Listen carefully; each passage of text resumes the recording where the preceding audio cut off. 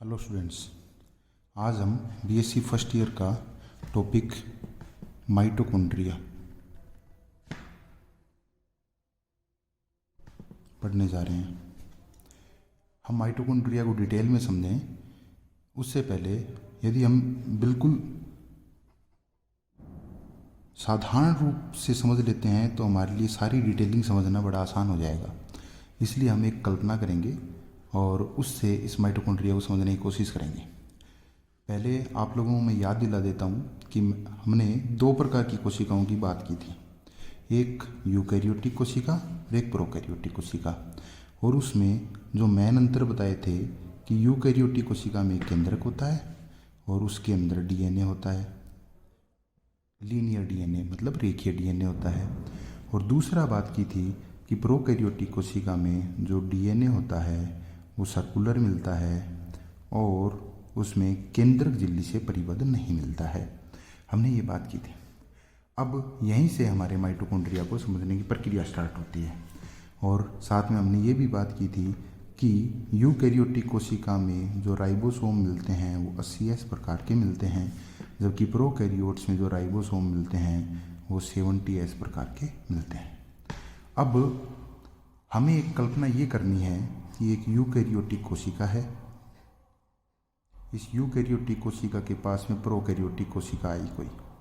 हमें पता है प्रोकैरियोटिक कोशिका का जो आकार होता है वो अत्यधिक छोटा होता है। जब ये इसके पास में आई तो धीरे धीरे इस कोशिका ने अमीबा की तरह इसको खाने की प्रक्रिया स्टार्ट की और वो प्रक्रिया इस प्रकार की रही होगी।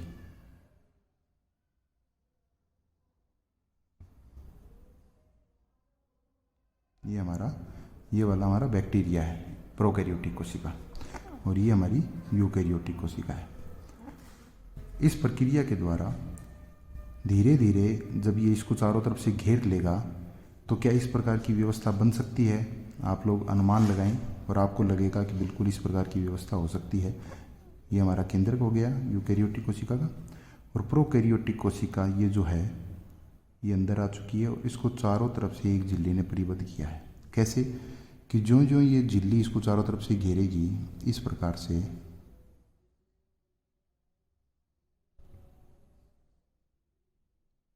तो अंत में इनके सिरे जब मिलेंगे तो ये वाला हिस्सा इधर मिल जाएगा और ये वाला हिस्सा इधर मिल जाएगा, तो यहाँ पे एक गैप क्रिएट हो जाएगा। तो इस प्रकार की व्यवस्था बन जाएगी। हम ये देख रहे हैं कि ये यूकैरियोटिक कोशिका के अंदर एक प्रोकैरियोटिक कोशिका को खा लिया गया है। अब आप बताओ कि ये जो प्रोकैरियोटिक कोशिका है, वापस हम शुरुआत से ही शुरू करते हैं। हम इसको मान लेते हैं ये प्रोकैरियोटिक कोशिका की प्लाज्मा मेम्ब्रेन है ऑफ प्रोकैरियोटिक सेल,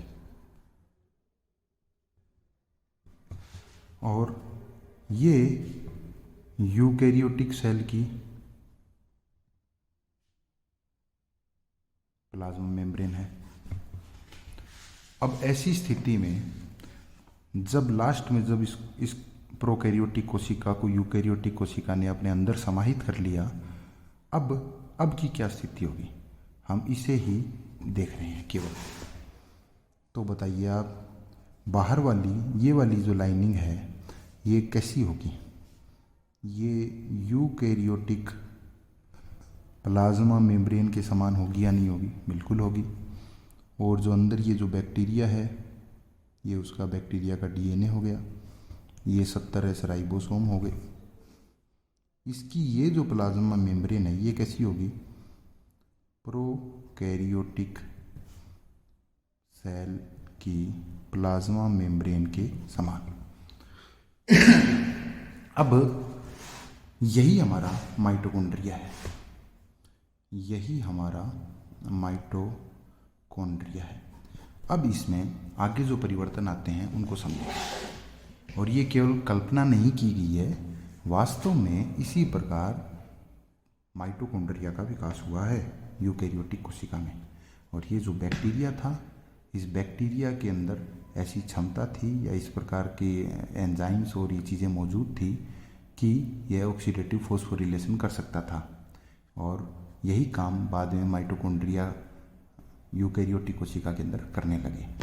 मतलब एक कोशिका दूसरी कोशिका के अंदर प्रवेश कर गई और सहजीवी के रूप में रहने लग गई।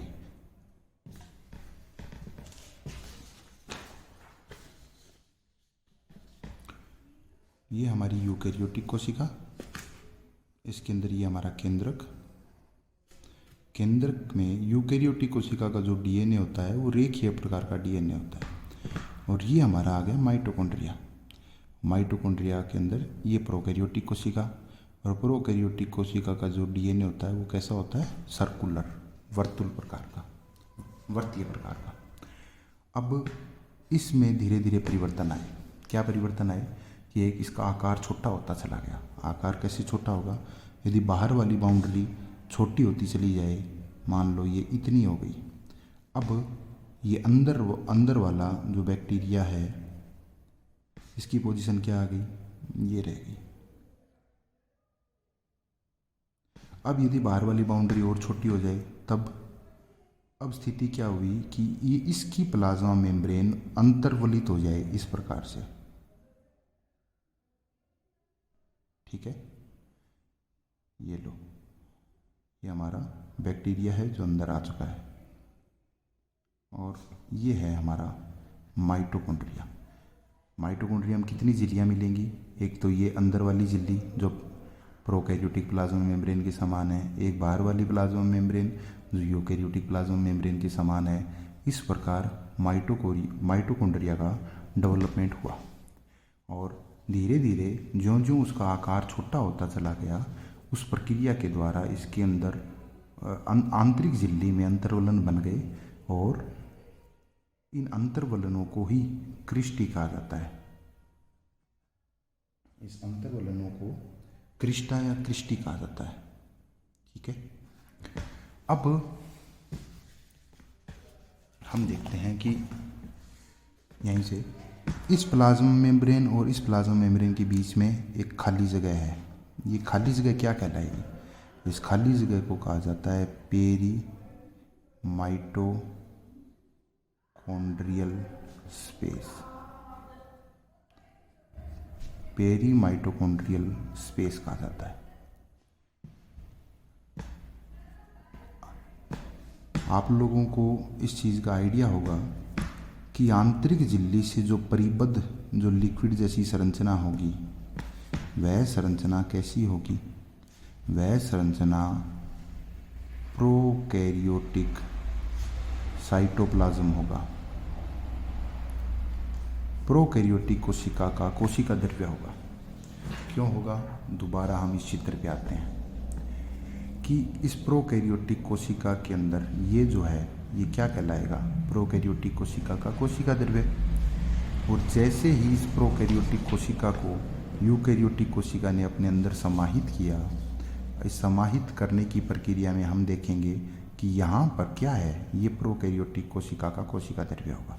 ठीक, अब जब ये समाहित कर रहे हैं, इस प्रक्रिया के दौरान जब हम ये अमीबा की तरह आगे की तरफ उंगली नुमा प्रवर्ध बना रहे हैं, तो हम देखेंगे कि ये बाह्य वातावरण, ये यहाँ पर बाहरी वातावरण है, और ये प्रक्रिया कहाँ संपन्न हुई थी, जल में संपन्न हुई।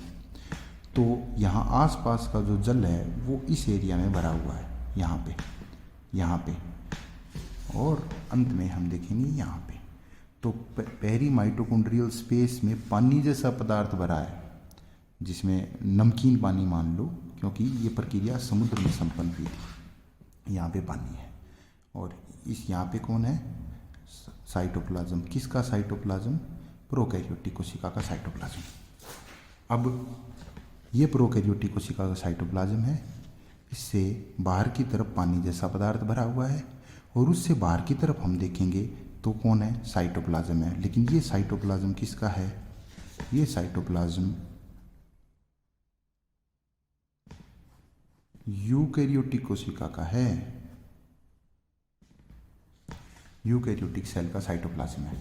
अब हम इसको भी साइटोप्लाज्म कहें, इसको भी साइटोप्लाज्म कहें, तो ये दोनों चीज़ें तो सही नहीं लगेंगी। तो इसीलिए जो प्रोकैरियोटिक साइटोप्लाज्म है माइटोकॉन्ड्रिया का, उसे हम मैट्रिक्स नाम दे देते हैं।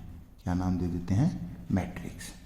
अब हमारे लिए माइटोकॉन्ड्रिया की तीन चीज़ें एकदम स्पष्ट हो जाती हैं कि माइटोकॉन्ड्रिया की ये संरचना है। ये माइटोकॉन्ड्रिया की बाहरी झिल्ली, ये है आउटर मेम्ब्रेन, और ये माइटोकॉन्ड्रिया की आंतरिक झिल्ली जो अंतर्वलित हो गई।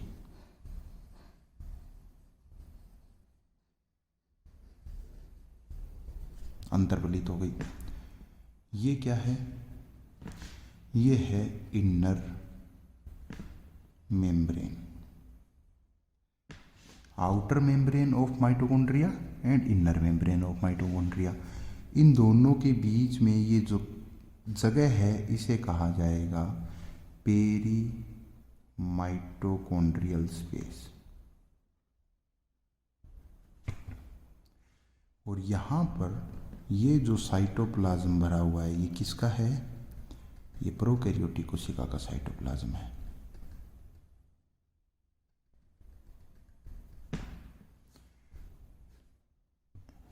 इसे नया नाम दिया गया मैट्रिक्स। अब बताओ, एक प्रोकैरियोटिक कोशिका में क्या चीज़ें होती हैं? प्रोकैरियोटिक कोशिका में मेनली दो ही चीज़ देखने को मिलती हैं। एक 70S प्रकार के राइबोसोम, दूसरा यहाँ पर एक डीएनए देखने को मिलेगा। वो डीएनए कैसा होगा? वो जो डीएनए होगा प्रोकैरियोटिक डीएनए की तरह डीएनए मिलेगा। लेकिन कैसा डीएनए मिलेगा? प्रोकैरियोटिक डीएनए हमें देखने को मिलेगा। और ये कैसा होता है? ये होता है डबल स्टैंडर्ड, सर्कुलर, और तीसरी बात नेक्ड। नेक्ड क्यों? हमने बात की थी कि स्टोन प्रोटीन नहीं पाई जाती। तो ये व्यवस्था हमें माइटोकॉन्ड्रिया को देखने को मिलती है। तो आज हमने माइटोकॉन्ड्रिया का किस प्रकार विकास हुआ है और उसकी सामान्य संरचना को समझने की कोशिश की है। नेक्स्ट वीडियो में हम इसकी संरचना को डिटेल में समझेंगे, साथ में हम इसके कार्यों के बारे में जानेंगे। धन्यवाद।